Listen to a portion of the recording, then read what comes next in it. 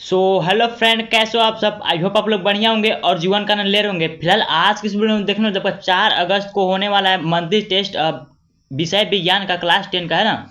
उसके लिए काफ़ी ज़्यादा महत्वपूर्ण प्रश्नों को आज की इस वीडियो में हम लेकर के आ गए हैं, जो कि 4 अगस्त को आपको एग्जाम में आपका मंथली टेस्ट में आपका पूछा जाएगा। और जितने भी सारे क्वेश्चन मैं बता रहा हूँ आपका सिर्फ मंथली टेस्ट के लिए नहीं, फाइनल एग्जाम के लिए भी काफ़ी ज़्यादा महत्वपूर्ण प्रश्न है, क्योंकि मैंने सारे के सारे क्वेश्चन आप लोगों के लिए काफ़ी ज़्यादा रिसर्च करने के बाद मैं आप लोगों के लिए लाया हूँ। तो आप लोग वीडियो को लाइक कर देना, चैनल को सब्सक्राइब जरूर से जरूर कर देना, ठीक है। सो वीडियो को लाइक करके चैनल को सब्सक्राइब जरूर से जरूर कर देना, बेल वाले आइकन को भी प्रेस कर देना, ताकि आने वाला हर एक वीडियो का नोटिफिकेशन सबसे पहले आप तक पहुंचे। और इस वीडियो को डिस्क्रिप्शन में व्हाट्सएप चैनल का लिंक दे दिएगा, उसे भी फॉलो जरूर जरूर करना, क्योंकि जैक बोर्ड का सारा अपडेट सबसे पहले वहीं पे देता है। तो वीडियो के डिस्क्रिप्शन में व्हाट्सएप चैनल का लिंक दे दिएगा, उसे भी फॉलो करना। तो उम्मीद है कि आप लोगों ने लाइक और सब्सक्राइब कर दिया होगा। तो देख लेते हैं क्लास 10 के विषय विज्ञान का काफ़ी ज़्यादा महत्वपूर्ण प्रश्न, जो कि आपका मंथली टेस्ट में पूछा जाएगा, ठीक है। तो देख लेते हैं सबसे पहले प्रश्न होता है, आप देख सकते हो। सबसे पहले आपका आता है सेक्शन ए, यानी कि वस्तुनिष्ठ यानी कि ऑब्जेक्टिव प्रश्न, ठीक है। वस्तुनिष्ठ जो कि आपका एक एक नंबर का 6 क्वेश्चन रहने वाला, एक एक नंबर का 6 क्वेश्चन रहने वाला, जो कि जिसके लिए आपको पूरे 6 मार्क्स दिए जाएंगे, ठीक है। तो सबसे पहला प्रश्न आ जाता है आपका, सबसे पहला प्रश्न आ जाता है आँख का कौन सा भाग प्रकाश को अपरिवर्तित करके रेटिना पर प्रतिबिंब बनाता है, यानी कि जो आपका डायरेक्ट प्रकाश आता है आँख पे किसी वस्तु का, है ना। तो वो क्या होता है, हमारे आँख से टकराता है तो क्या करता है, हमारे आँख आँख में कोई ऐसा चीज़ होता है जो कि परिवर्तित कर देता है, ठीक है। कोई ऐसा भाग होता है जो आपको परिवर्तित करके कहाँ रेटिना पे हमारा क्या बनाता है, प्रतिबिंब बनाता है। तो कौन सा भाग है वही आप लोग को बताना। तो ऑप्शन आपके पास लेंस और रेटिना, कॉर्निया, ठीक है। तो ऑप्शन नंबर आपका सी, यानी कि कॉर्निया इसका राइट आंसर हो जाएगा, ठीक है। कॉर्निया इसका करेक्ट आंसर हो जाएगा। तो नेक्स्ट हम लोग देख लेते हैं क्वेश्चन नंबर 2। क्वेश्चन नंबर 2 बोलता है आपका हाइड्रोक्लोरिक अम्ल, यानी कि HCl, ठीक है, HCl। और यहाँ पे दिया गया सोडियम हाइड्रोक्साइड, क्या सोडियम हाइड्रोक्साइड, यानी कि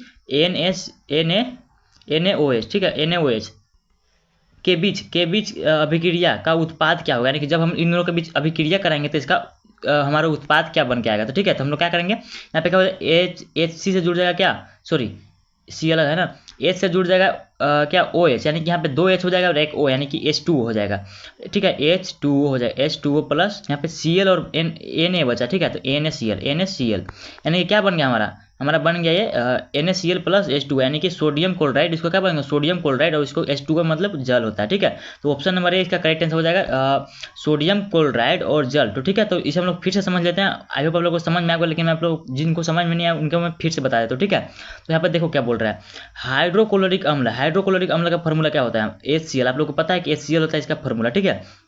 प्लस सोडियम हाइड्रोक्साइड, क्या सोडियम हाइड्रोक्साइड, यानी कि NaOH हो जाएगा, ठीक है। सोडियम हाइड्रोक्साइड को क्या बोलते हैं, NaOH बोलते हैं। तो यहाँ से क्या होगा, यहाँ से क्या होगा, Cl जुड़ जाएगा किस में, Na में, यानी कि ClNa हो जाएगा, यानी कि NaCl। तो क्या बन गया, नमक बन गया, यानी कि NaCl को क्या बनता है, सोडियम क्लोराइड बढ़ता है, सोडियम क्लोराइड यहाँ पे आ गया, ठीक है। उसके बाद आपका क्या आता है, प्लस में आ जाएगा आपका H2O। यहाँ पे कितना, एक H है और एक O है, यहाँ पे एक H, यानी कि H कितना, 2 H हो गया, H2 और यहाँ पे एक O, ठीक है, H2 यानी कि NaCl प्लस H2, यानी कि सोडियम क्लोराइड और जल, ठीक है। तो नेक्स्ट हम लोग देख लेते हैं क्वेश्चन नंबर 3 को, ठीक है। तो इसका जो राइट आंसर हो जाएगा वो जाएगा ऑप्शन नंबर सोडियम क्लोराइड और जल, ऑप्शन नंबर ए इसका करेक्ट आंसर हो जाएगा, ठीक है।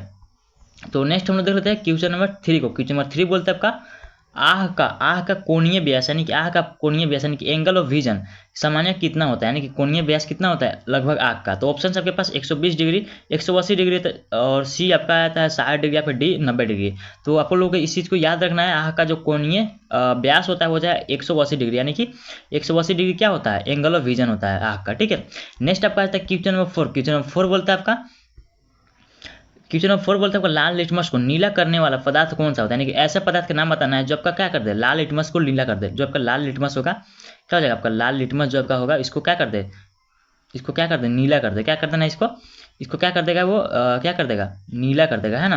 इसको क्या कर देगा, नीला कर देगा। ऐसा कौन सा पदार्थ होता है। तो ऑप्शन आपके पास अम्ल अम्ल करता है, या फिर क्षार करता है, लवण करता है, फिर जल करता है। तो क्वेश्चन नंबर 4 का जो राइट आंसर हो जाएगा वो हो जाएगा ऑप्शन नंबर बी, यानी कि क्षार जो है क्या कर देगा, लाल लिटमस पत्र से इसको क्या बना देगा, नीला बना देगा, नीला लिटमस पत्र बना देगा, ठीक है। तो इसका क्षार जो है राइट आंसर हो जाएगा। नेक्स्ट आपका आता है क्वेश्चन नंबर, क्वेश्चन नंबर 5 बोलता है आपका आँख में निकट दृष्टि दोष, यानी कि दूर का वस्तु ना दिखाई देना, ठीक है। निकट दृष्टि दोष मायोपिया, जिसको इंग्लिश में क्या बोला था, मायोपिया का क्या कारण होता है, यानी कि इसका क्या कारण होता है कि हमें क्या होता है, आंख में निकट दृष्टि दोष हो जाता है। तो ऑप्शन है आपके पास, रेटिना की लंबाई बढ़ जाना, लेंस का अधिक मोटा हो जाना, प्रकाश रेटिना के सामने फोकस करना, या फिर डी सभी। तो क्वेश्चन नंबर 5 का जो राइट आंसर हो जाएगा वो हो जाएगा ऑप्शन नंबर डी, यानी कि सभी।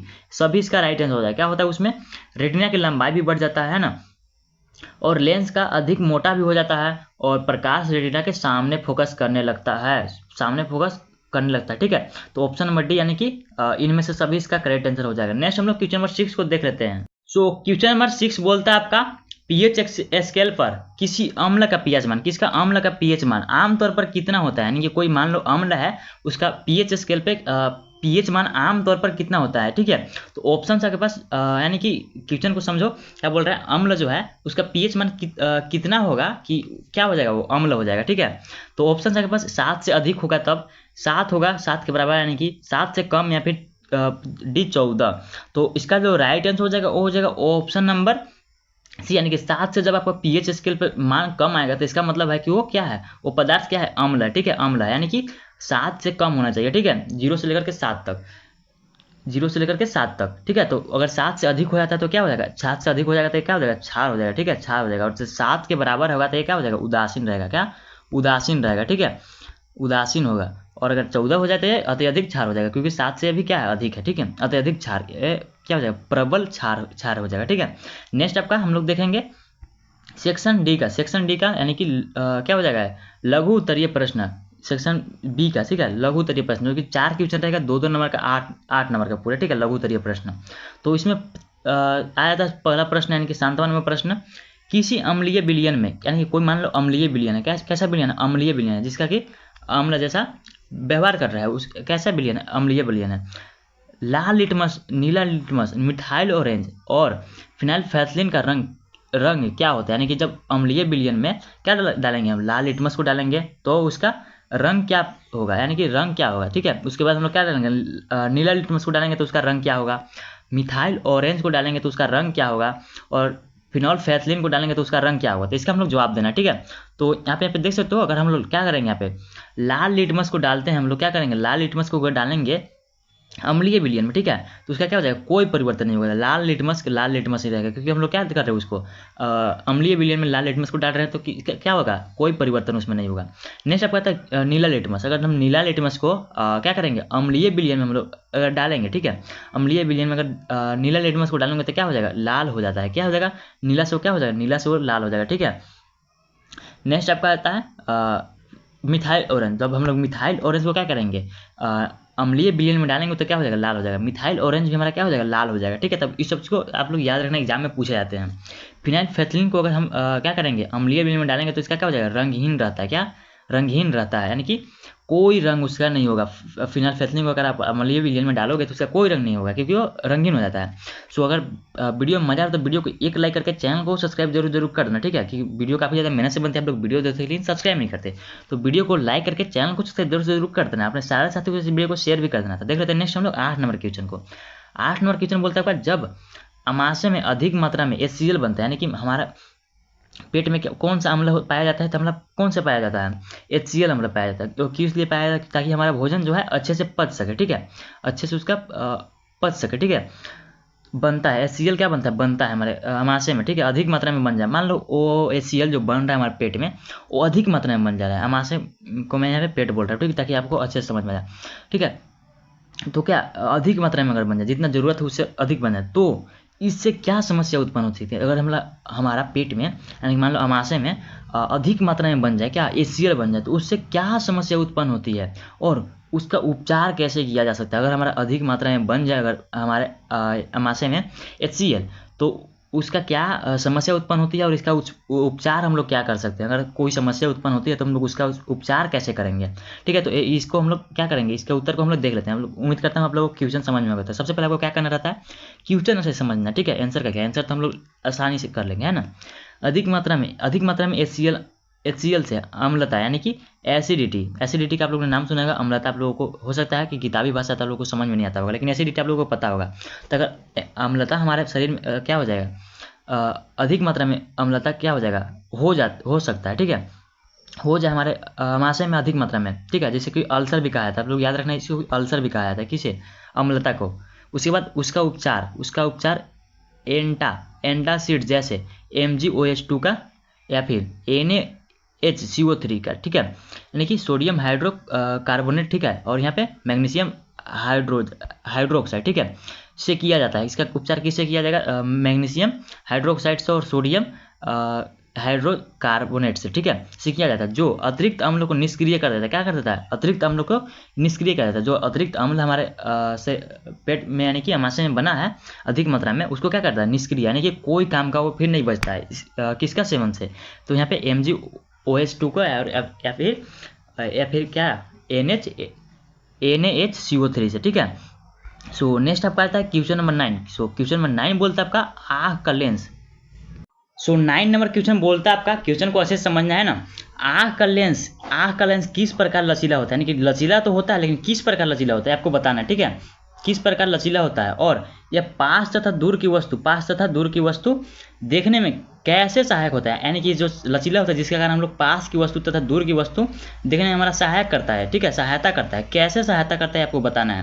तुम लोग सबसे पहले देखेंगे कि किस प्रकार लचीला होता है। तो आँख का लेंस लचीला होता है, कैसा लचीला होता है, और सिलियरी पेशियों की सहायता से अपनी मोटाई को बदल सकता है, ठीक है, यानी कि किसकी सहायता से, सिलियरी पेशियों की सहायता से अपनी मोटाई को बदल सकता है, कम कर सकता है, ज़्यादा कर सकता है, ठीक है। तो क्या उसके बाद यह पास तथा दूर की वस्तुओं को देखने में कैसे सहायक होता है। तो पास की वस्तुओं की देखने के लिए क्या होता है, हमारा पास की वस्तु देखने पर लेंस मोटा हो जाता है। क्या लेंस मोटा हो जाता है, ठीक है, लचीला है तभी तो मोटा हो पा रहा है, जिसके कारण हम लोग पास की वस्तु आसानी से देख पा रहे हैं ना। उसके बाद अब क्या आता है, दूर की वस्तु को देखने पर लेंस पतला हो जाता है, यानी कि जब हमें दूर की वस्तु देखना होता है तो लेंस क्या हो जाता है, पतला हो जाता है, ठीक है। तो लचीला है तभी तो पतला हो पा रहा है, पतला हो रहा है इसलिए तो हम लोग दूर की वस्तु भी देख पा रहे हैं। तो ठीक है, तो कैसे सहायक हो रहा है आप लोग समझ रहे हो, है ना। तो अगर ये क्या हो रहा है, हम लोग कभी कभी मोटा हो जा रहा है सिलियरी पेशी, ठीक है, सिलियरी पेशी कभी कभी मोटा हो जा रहा है, कभी कभी क्या हो जा रहा है, पतला हो जा रहा है, ठीक है। तो इसी को क्या बोलते हैं, समायोजन बोलते हैं। दोनों को अगर मिला दिया जाए तो इसी का क्या बनता है, समायोजन बोलते हैं, ठीक है। सब लोग इस चीज़ को भी याद रखना। नेक्स्ट आपका आता है क्वेश्चन नंबर 10। तो क्वेश्चन नंबर 10 बोलता है आपका, अपवर्तन के कारण आकाश नीला क्यों दिखाई देता है, यानी कि हमारा आकाश जो क्या कैसा दिखाई देता है, नीला दिखाई देता है, किसके कारण, अपवर्तन के कारण। तो क्यों ऐसा होता है आपको बताना है, ठीक है। तो आपका क्वेश्चन ऐसा ही पूछ सकता है कि आकाश नीला किस कारण से और क्यों दिखाई देता है, आपको क्या बताना है, अपवर्तन के कारण, और क्या कारण है उसका हम लोग देखते हैं, ठीक है। तो आप लोग यहाँ पे देख सकते हो, लिखा गया है सूर्य के प्रकाश में सभी रंग होते हैं। सूर्य के प्रकाश में कितने रंग होते हैं, 7 रंग होते हैं। तो कौन कौन से 7 रंग होते हैं, आई होप आप लोग को याद होगा, ठीक है। तो सूर्य के प्रकाश में 7 रंग होता है। वायुमंडल में गैस कण नीली रोशनी को ज़्यादा क्या करता है, प्रकीर्णित करता है, ठीक है, यानी कि नीली रोशनी को क्या करता है, ज़्यादा प्रकीर्णित करता है, क्योंकि उसका तरंगदैर्घ्य जो कम होता है। तरंगदैर्घ्य क्या होता है आप लोगों ने हो सकता है आप लोगों ने पढ़ा होगा, नहीं पढ़ा तो मैं बता दूँ क्या होता है, ठीक है। तो जो रंग होते हैं प्रकाश में, यानी कि सूर्य के प्रकाश में, वो टूटती है, ठीक है। तो क्या होता है, इसका प्रकीर्णन होता है, ठीक है। तो टूटने का एक रेट होता है, ठीक है, उसी को क्या बोला जाता है, तरंगदैर्घ्य बोला जाता है, ठीक है। तो सबसे ज़्यादा प्रकीर्णित होता है, यानी कि उसका जो क्या होता है, तरंगदैर्घ्य जो सबसे कम होता है, ठीक है, किसका, नीले रंग की तरंगदैर्घ्य सबसे कम होता है, जिसके कारण वो ज़्यादा टूटता है, ठीक है। वायुमंडल में गैस कण नीली रोशनी को जिसके कारण ज़्यादा टूटता है, यानी कि टूटता है, यानी कि प्रकीर्णित होता है, ठीक है, करते हैं, इसलिए आकाश नीला दिखाई देता है। किस लिए, इसलिए आकाश नीला दिखाई देता है क्योंकि आकाश में जो नीला रंग है वो ज़्यादा टूट जाता है और बिखर जाता है टूट कर, है ना, यही जिसके कारण हमें आकाश नीला दिखाई देता है, ठीक है। उसके बाद आपका आता है सेक्शन सी, यानी कि 3 नंबर का 2 क्वेश्चन होने वाला है, ठीक है, जिसके 6 मार्क्स पूरे दिया जाएंगे, दीर्घ उत्तरीय प्रश्न। तो अभी तक लोगों ने वीडियो को लाइक नहीं किया तो जल्दी से वीडियो को लाइक कर देना, चैनल को सब्सक्राइब जरूर कर देना, ठीक है। तो वीडियो को लाइक करके चैनल को सब्सक्राइब जरूर कर देना, ठीक है। तो देख लेते हैं नेक्स्ट हम लोग क्वेश्चन नंबर 11 को। क्वेश्चन नंबर 11 बोलता है आपका, क्वेश्चन नंबर 11 बोलता है आपका पीएच स्केल की सहायता से, यानी किसके सहायता से, पीएच स्केल की सहायता से, ठीक है, कैसे निर्धारित किया जा सकता है कि, कैसे निर्धारित किया जाता है कि कोई पदार्थ अम्लीय है, क्षारीय है या फिर उदासीन है, यानी कि पीएच स्केल की सहायता से क्या किया जाता है, निर्धारित किया जाता है कि कोई पदार्थ क्या है, अम्लीय, क्षारीय है, उदासीन है, कैसे निर्धारित किया जाता है, यहाँ पे वो पूछ रहा है। साथ ही 3 घरेलू पदार्थों का पीएच मान बताइए, यानी कि 3 घरेलू पदार्थ का पीएच मान भी बताना है। आप लोग घरेलू किसी भी चीज़ का पीएच मान बता सकते हो, ठीक है। हम लोग उत्तर को देख लेते हैं। पीएच स्केल पर क्या होता है, 0 से 14 के माध्यम से होता है, ठीक है। अगर 7 से नीचे होता है तब क्या अम्लीय होगा, 7 होगा तो उदासीन होगा, और 7 से ज़्यादा होगा तो क्या होगा, क्षारीय हो जाएगा। तो यहाँ पे यही चीज़ को लिखा गया है, ठीक है। पीएच मान अगर कम होगा 7 से तो क्या हो जाएगा, अम्लीय हो जाएगा। यहाँ पे इसका मतलब क्या है, पीएच मान कितना से 7 से कम है, ठीक है, अम्लीय हो जाएगा, ठीक है, अम्लीय हो जाएगा। उसके बाद अगर पीएच मान 7 के बराबर हो जाएगा, तो 7 के बराबर हो जाएगा यानी कि उदासीन हो जाएगा। मैंने चीज़ आपको पहले भी बता रखा है, ठीक है। उसके बाद आप कहता है पीएच मान अगर 7 से ज़्यादा हो, यानी कि पीएच मान की तरफ ऐसा वाला मोड है, ठीक है, यानी कि 7 से ज़्यादा है पीएच मान, क्या हो जाएगा, क्षारीय हो जाएगा, ठीक है, क्षारीय हो जाएगा। उसके बाद आप कहता है तीन घरेलू पदार्थों का पीएच मान बताना है, ठीक है। 3 घरेलू पदार्थ का पीएच मान, सबसे पहले हम लोग लिख देते हैं नींबू का रस। नींबू का रस का पीएच मान लगभग कितना होता है, 2.5 होता है, 2.5 होता है। उसके बाद दूध का पीएच मान होता है 6.5। तो आपको बताना है कि 2.5 यानी कि क्या हो जाएगा, 7 से कम यानी कि अम्लीय हो जाएगा। उसके बाद आपका दूध का 6.5 यानी कि ये भी थोड़ा सा क्या होता है, खट्टा टाइप से होता है, यानी कि अम्लीय होता है दूध भी, ठीक है, यानी कि 6.5 है, इसका भी 7 से कम है। उसके बाद आपका आता है बेकिंग सोडा। बेकिंग सोडा क्षारीय होता है क्योंकि इसका 7 से ज़्यादा यानी कि 9। और आपसे पूछा जाएगा 7 किसका होता है, यानी कि उदासीन कौन सा होता है, इसका क्या होता है, H2 यानी कि पानी हो जाए। पानी क्या है, उदासीन है, ठीक है, 7 के बराबर इसका पीएच मान होता है। उसके बाद हम लोग देखते हैं क्वेश्चन नंबर 12। क्वेश्चन नंबर 12 बोलता है आपका मानव नेत्र में दृष्टि दोषों को ठीक करने के लिए कौन कौन से चश्मे प्रयोग में लाए जाते हैं। यानी कि दृष्टि दोष होते हैं ना, निकट दृष्टि दोष, दूर दृष्टि दोष है ना। आप लोग को 3 दृष्टि दोष पढ़ना है, निकट दृष्टि दोष, दूर दृष्टि दोष, और एक क्या पढ़ना है, मोतियाबिंद पढ़ना है। समझाइए क्या करना है, इसको समझाना है। निकट दृष्टि दोष, दूर दृष्टि दोष और दृढ़ दृष्टि दोष को सुधार की विधि भी बताना है, ठीक है। दृढ़ दृष्टि दोष की सुधार की विधि बताना है, निकट दृष्टि दोष, दूर दृष्टि दोष, तीनों की क्या बताना है, सुधार की विधि भी बताना है, ठीक है। सबसे पहले हम देख लेते हैं कि कौन कौन से चश्मे प्रयोग में लाए जाते हैं। तो ठीक है, तो निकट दृष्टि दोष क्या होता है, व्यक्ति पास की वस्तुएं देख सकता है, यानी कि निकट दृष्टि में व्यक्ति पास की वस्तु तो देख सकता है, लेकिन दूर की नहीं देख सकता है। सुधार के लिए अवतल लेंस का प्रयोग किया जाता है, किसका, कॉनकेव लेंस, यानी कि अवतल लेंस का प्रयोग किया जाता है सुधार के लिए, किसका, निकट दृष्टि दोष के सुधार के लिए। उसके बाद आपका आता है दूर दृष्टि दोष यानी कि हाइपरमेट्रोपिया, ठीक है, हाइड्रोमेट्रोपिया। व्यक्ति दूर की वस्तुएं देख सकता है, यानी कि व्यक्ति क्या दूर की वस्तुएं देख सकता है, लेकिन पास की नहीं देख सकता, किस में, दूर दृष्टि दोष में, ठीक है। उसके बाद सुधार के लिए उत्तल लेंस का प्रयोग किया जाता है, किसका, उत्तल लेंस, यानी कि कॉन्वेक्स लेंस का प्रयोग किया जाता है। उसके बाद आपका आता है दृढ़ दृष्टि दोष, ठीक है, बुढ़ापे में दृष्टि दोष, यानी कि दृढ़ दृष्टि दोष बोला जाता है, ठीक है। उम्र बढ़ने से लेंस का लचीलापन घट जाता है, यानी कि समायोजित होने का जो क्षमता होता है क्या हो जाता है, घट जाता है। जिसके कारण सुधार के लिए बाइफोकल लेंस, किसका, बाइफोकल लेंस का प्रयोग में लाया जाता है, ठीक है। तो ये था आप लोगों का मोस्ट इंपोर्टेंट क्वेश्चन, जो कि आपका मेंस टेस्ट के लिए काफ़ी ज़्यादा महत्वपूर्ण प्रश्न है, ठीक है। तो उम्मीद करते हैं वीडियो पसंद है, वीडियो को एक लाइक कर देना, चैनल को सब्सक्राइब जरूर करना। मिलते हैं किसी नेक्स्ट वीडियो के लिए, बाय बाय। आई होप आप लोगों ने अपने सारे दोस्तों के साथ इस वीडियो को शेयर भी कर दिया होगा।